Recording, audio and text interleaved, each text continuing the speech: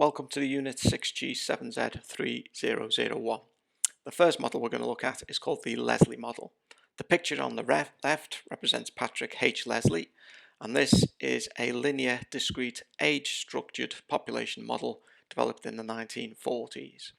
And this can be used to model world demographics. So the pictures on the right represent human pyramidal population graphs, and we'll say more about those later. The Leslie model can be used to model, as we see, human population. It can also be used to model population of insects, for example locusts, or population of fish, for example roach, or population of yellow-legged gulls, which are birds, or animal populations such as sheep. The picture on the bottom shows the age class populations. So we have age class 1, age class 2, age class 3, etc., all the way up to age class N. A certain number from age class 1 continue to survive into age class 2, and this was represented by the number C1. A certain proportion from age class 2 survive to go into age class 3, so we call this C2, etc. And then each age class can give birth to young. So for example, from age class 2, B2 are born into age class 1. From age class 3, B3 are born into age class 1, etc. And this leads to a Leslie matrix, which is given above. The first row shows the birth rates, B1, B2, all the way up to Bn. And the subsequent rows show the proportion who continue to survive in the next age class, C1, C2, up to Cn-1. So X1 represents the population in age class 1, X2 is the population in age class 2, etc. X1 to the power K represents the proportion who are in age class 1 on the kth time step, and X1 to the power K-1 is the proportion who are in age class 1 on the K-1th time step. So as I say, we can use this model to model a population of locusts, of roach, of yellow-legged gulls, and of sheep. And probably most important for the human population, we can use this for age demographics.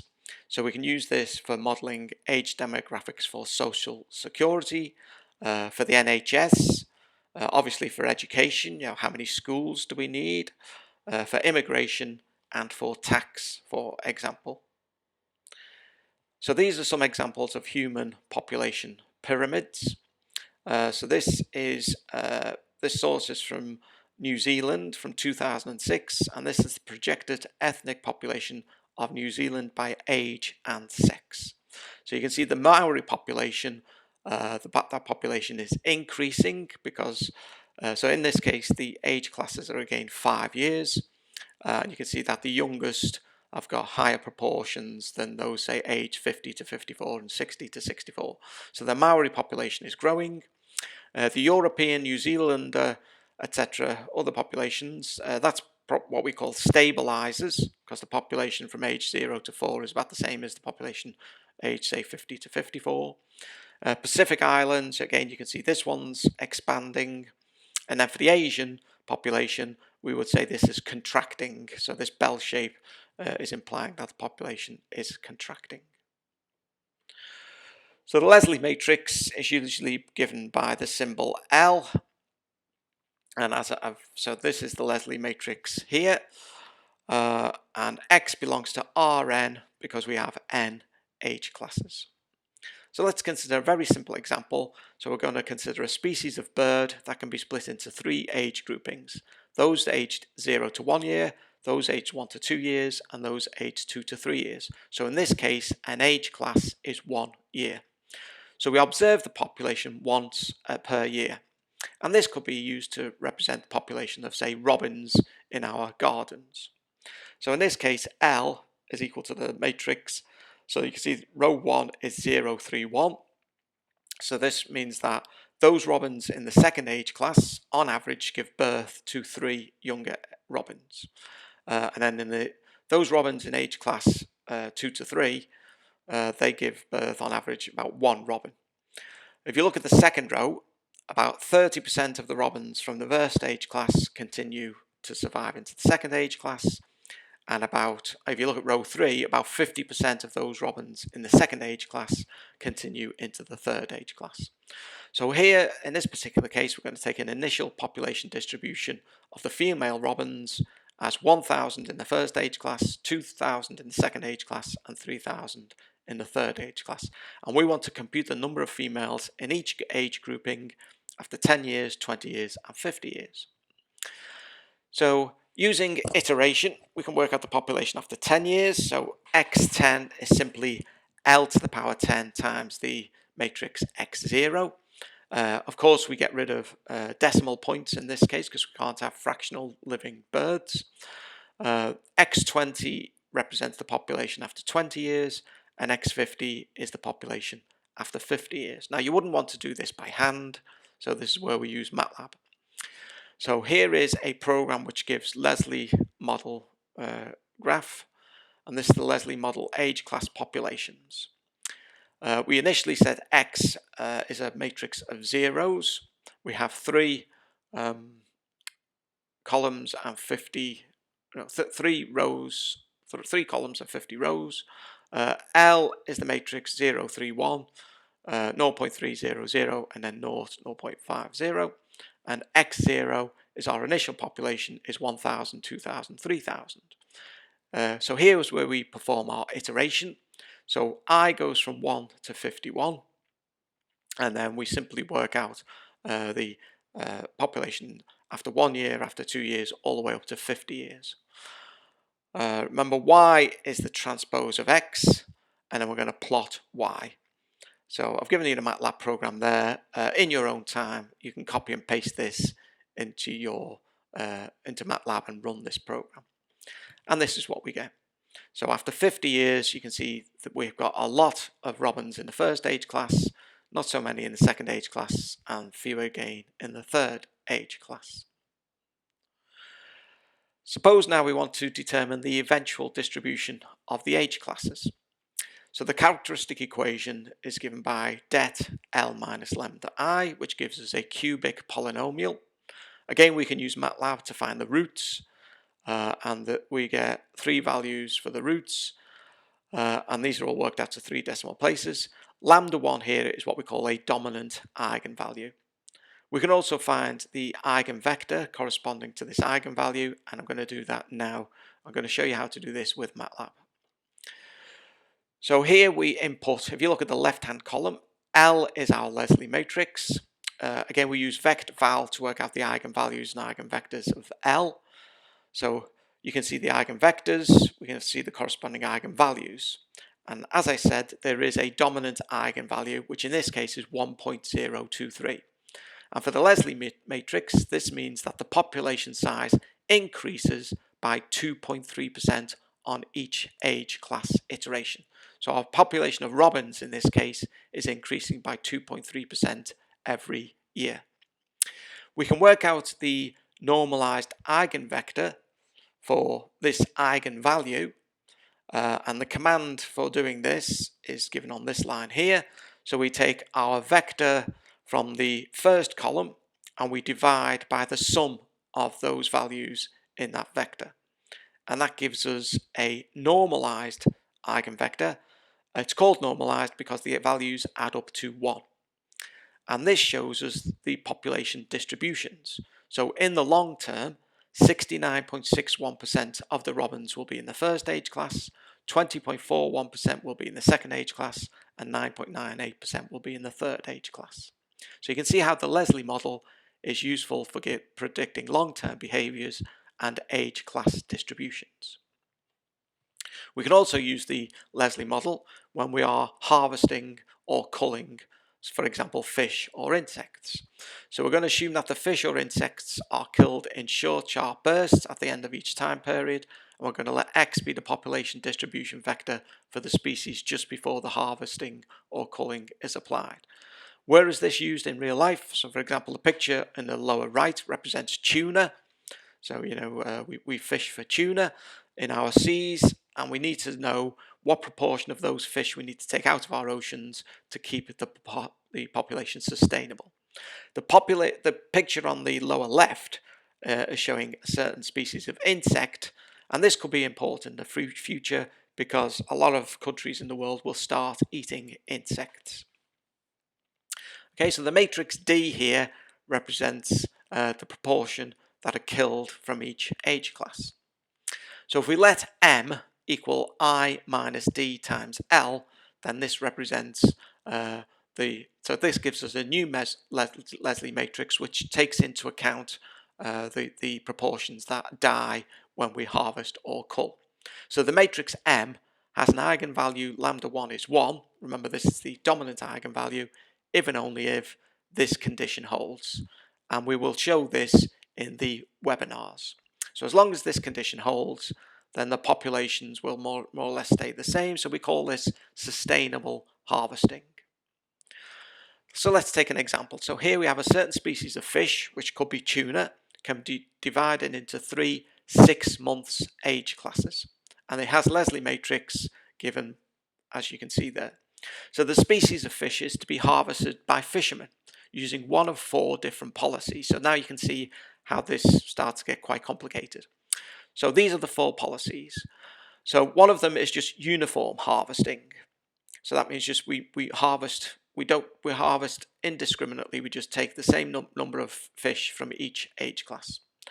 Or we can harvest from one of the 3 age classes. So we can just take from the youngest age class, from the second age class, or the third age class. And we want to decide which of these 4 policies are sustainable. So we want to decide which of these is sustainable for the fishermen. So the characteristic equation again is given by det L minus lambda I. Again, we get a cubic polynomial, and again we can solve this with MATLAB. So in this case, you can see that the dominant eigenvalue lambda 1 is 1.5, which means that the population of tuna fish would increase by 50% every year. So the eigenvalue lambda 1 is dominant, and the population will eventually increase by 50% every 6 months.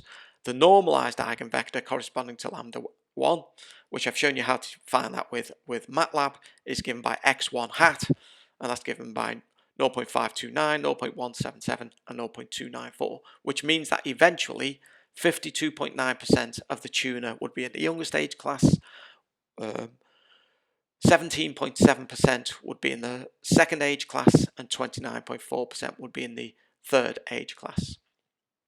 If a harvesting policy is to be sustainable, then using equation 2.2, then if we just take H1 equals H2 equals H3, then we can get, so this is the uniform harvesting. So H is equal to H1, H is H, because H1 is H, H2 is H, and H3 is H.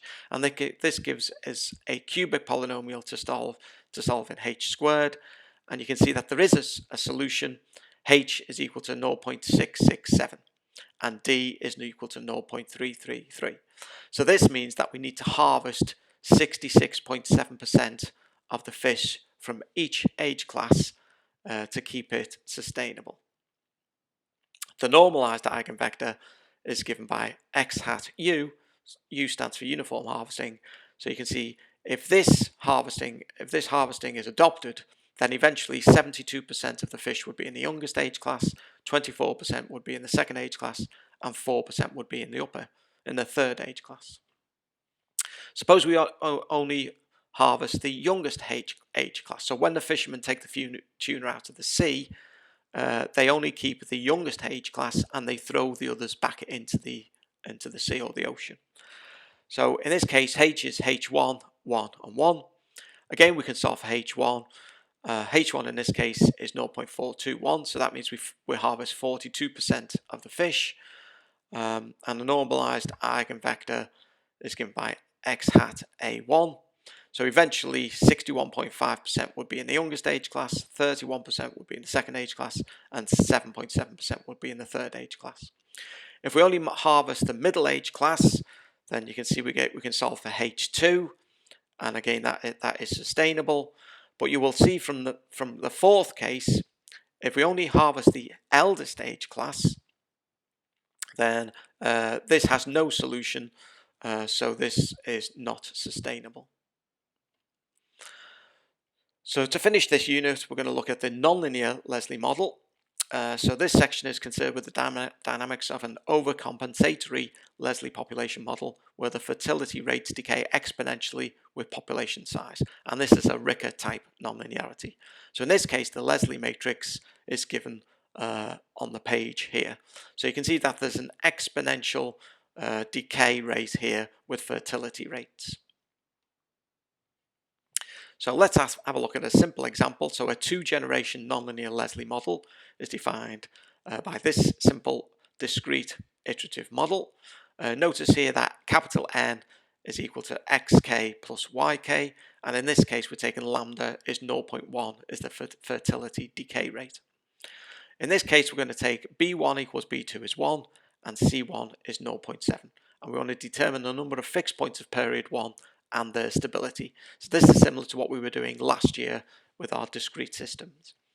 And in part B, we're going to be given that B1 again is B equal to B2 is equal to B, and C1 is 0.7, and we want to plot a bifurcation diagram using the second iterative method when B is between 0 and 50, and we're going to give a physical interpretation of the results. So to determine fixed points of period 1, if you think back to last year, we're going to let xk plus 1 equal xk equal x say, and yk plus 1 equal yk equal y say, and this gives us a system of simultaneous equations which is given by this 2.4. So we can plot the curves to see how many fixed points we have. In this case you can see we have a fixed point at the origin and another fixed point at x11, x12, y12, which is given on the slide. We can work out the stability of these fixed points using the Jacobian matrix. Again, we did this last year. Remember, the Jacobian matrix is dp dx, dp dy, dq dx, dq dy. So we do our partial differentiation. We substitute the values. So for the fixed point x11, y11, which is at 0, 0, we get this matrix, and the eigenvalues are 1.4747, and lambda 2 is minus 0.4747. The modulus of lambda 1 is bigger than 1, so therefore this fixed point is unstable. For our fixed point at x12, y12, here is our Jacobian. If you work out the eigenvalues here, we get minus 0.3227, and lambda 2 is 0.5988. The modulus of both of these eigenvalues is less than 1, therefore this fixed point is stable. And here is the bifurcation diagram plotted with MATLAB when B changes from 0 to 50. So you can see here we have period 1 behavior when B is between 0 and 15. At about B is 20, we have a bifurcation and we get what we call quasi-periodic behavior in this blue region between 20 and 25. Then we get bifurcations to chaos. I should say when we ramp up is in blue and when we ramp down it's in red. So when we ramp down we come through period undoubling bifurcations and eventually we come back through and you'll see for B between 15 and 20 we have a period 3 cycle when we come back down, and then when B is less than 15 we come back to period 1. So we'll talk more about this in the webinars. So that concludes this first lecture, and I'll see you again for the next lecture.